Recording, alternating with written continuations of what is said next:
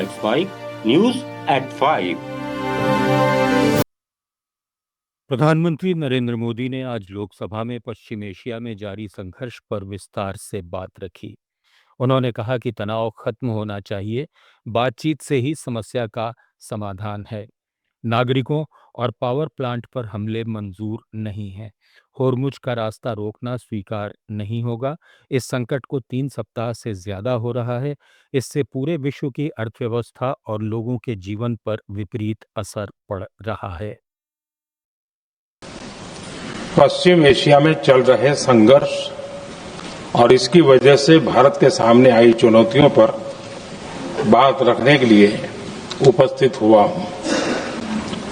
इस समय पश्चिमी एशिया की हालत चिंताजनक है।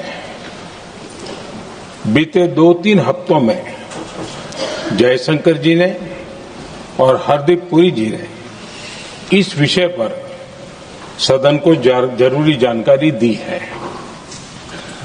अब इस संकट को 3 सप्ताह से ज्यादा हो रहा है। इसका पूरे विश्व की अर्थव्यवस्था पर।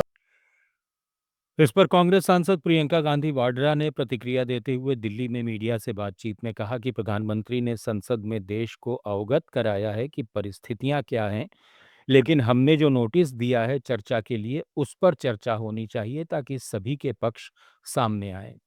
ये मुद्दा इतना गंभीर है कि केवल एक तरफा बयान से काम नहीं चलेगा, बल्कि पूर्ण बहस जरूरी है। लेकिन इसके बाद के भी सर्कमस्टांसेस सबको एकजुट रहना चाहिए। यूनाइटेड नेशन जैसे कोविड से लड़ाई लड़ी, वैसी लड़ाई लड़नी पड़ेगी सबको। जी, उन्होंने कहा और देश को अवगत किया है कि परिस्थितियां क्या हैं। कुछ ज्यादा नई बात नहीं कही है, लेकिन हमने जो नोटिस दिया है डिस्कशन के लिए, वो डिस्कशन होना चाहिए ताकि हम भी जवाब दे पाए, पूरा सबके पक्ष सामने आए। मेरे ख्याल से वो अच्छा रहेगा कि डिस्कशन हो पार्लियामेंट में इस पर। ओटीपी को लेकर उन्होंने कहा कि हार्मोन जो है उसको लेकर भी। वहीं कांग्रेस सांसद प्रमोद तिवारी ने कहा कि पीएम गैस की बात भूल गए, कमर्शियल सिलेंडर के दाम बढ़ा दिए, एलपीजी सिलेंडर के लिए कतार लगी है। मोदी सरकार मौजूदा हालात से निपटने में नाकाम साबित हुई है।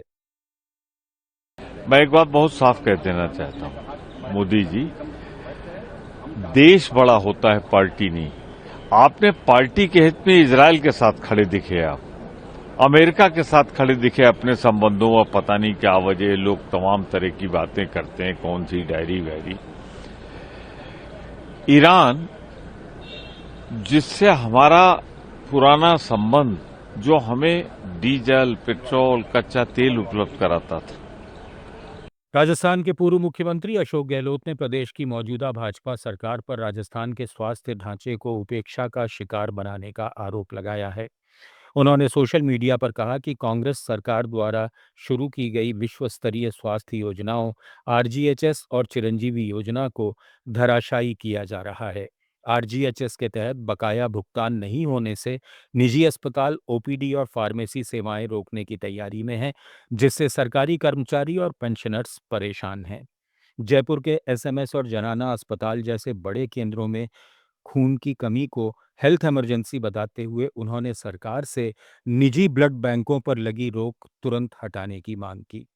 गहलोत ने चाकसू क्षेत्र में 108 साल के बुजुर्ग से मुलाकात का जिक्र करते हुए ग्रामीणों के रोष का हवाला दिया और कहा कि जब वे जनता की समस्याएं उठाते हैं तो मुख्यमंत्री व्यक्तिगत टिप्पणियां करने में व्यस्त रहते हैं, जबकि सरकार को हालात सुधारने पर ध्यान देना चाहिए। प्रधानमंत्री नरेंद्र मोदी ने बतौर सरकार प्रमुख यानी प्रधानमंत्री और गुजरात के मुख्यमंत्री के कार्यकाल को मिलाकर कुल 8,931 दिन पूरे कर लिए हैं, जिससे वे भारत के सबसे लंबे समय तक सेवा देने वाले चुने हुए सरकार प्रमुख बन गए हैं। इस उपलब्धि पर अभिनेत्री और सांसद हेमा मालिनी ने खुशी जताते हुए दिल्ली में मीडिया से बातचीत में कहा कि हमारा देश हमेशा उन पर गर्व करता है। वे हमारे अपने लोगों के लिए बहुत काम करते हैं। न्यूज़ एट 5 में फिलहाल इतना ही। जुड़े रहिए लेट्स माइक के साथ। आप सुन रहे थे let's mic more than radio. Follow कीजिए हमें हमारे सोशल मीडिया प्लेटफॉर्म्स पर। आप सुन रहे थे let's mic more than radio. Follow कीजिए हमें हमारे